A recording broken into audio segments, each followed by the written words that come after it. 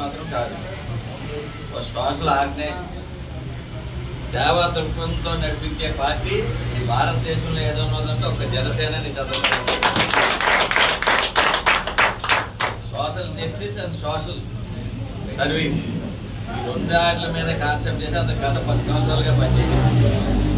ఏంటంటే అతను పుట్టినప్పటి నుంచే అతని ఆశయాలు, పవన్ కళ్యాణ్ ఆశయాలు ఏ విధంగా ఉన్నాయి దానికి 1996-97లోనో కార్గిల్ యుద్ధం వచ్చినప్పుడే ఆయన మొట్టమొదటిగా ఆయన చిన్న నటుడు లేదంటే చిరంజీవి తమ్ముడుగా ఆ రోజే కార్గిల్ యుద్ధానికి విరాళం ప్రకటించిన వ్యక్తి ఎవరన్నా అంటే పవన్ కళ్యాణ్ గారు. ఆ రోజు ₹1,00,000 ప్రకటించారు. ఆ రోజు నుంచి ఈ రోజు వరకు కూడా ఎక్కడ ఏం జరిగినా సరే, కరోనా కానీ మన కరోనా వచ్చినప్పుడు ₹2 కోట్ల ఉమ్మడి రాష్ట్రానికి ఇవ్వడం జరిగింది. అలాగే రైతుల గురించి చెప్పుకుంటూ పోతుంటే అవన్నీ కాకుండా జై జవాన్ జై కిసాన్ అన్న నినాదాన్ని పాటించిన ఏకైక నాయకుడు ఈ రాష్ట్రంలో ఎవరన్నా ఉంటారు పవన్ కళ్యాణ్.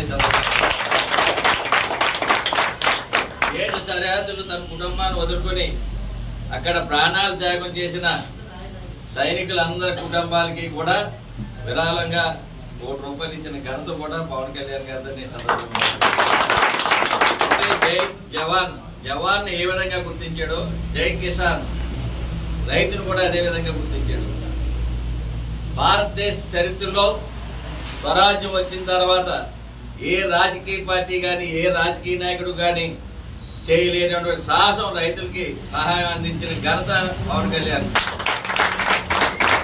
ఏంటంటే పవన్ కళ్యాణ్ గారు ఎండనక వానక కష్టపడి తన కష్టార్జితం ₹30 కోట్ల నిధులు సమకూర్చుకుని 3,000 మంది రైతులు ఆత్మహత్య చేసుకున్న రైతు కుటుంబాలందరికీ కూడా నేనున్నానని చెప్పి భరోసా ఇచ్చిన నాయకుడు 3,000 కోట్లు 30 కోట్లు 3,000 మందికి ఇచ్చిన ఘనత కూడా భారతదేశంలో నేను వేరే అందరినీ అడుగుతున్నాను, ఏ రాజకీయ పార్టీ కానీ ఎవరన్నా సొంత డబ్బులు ఇచ్చి ఖర్చు పెట్టారని ఈ రోజుకి పార్టీ పరంగా విరాళాలు సేకరించి ఖర్చు పెట్టడం తప్ప తన కష్టార్జితం ఖర్చు పెట్టిన వ్యక్తి ఎవరన్నా అంటే ఆంధ్రప్రదేశ్ పవన్ కళ్యాణ్.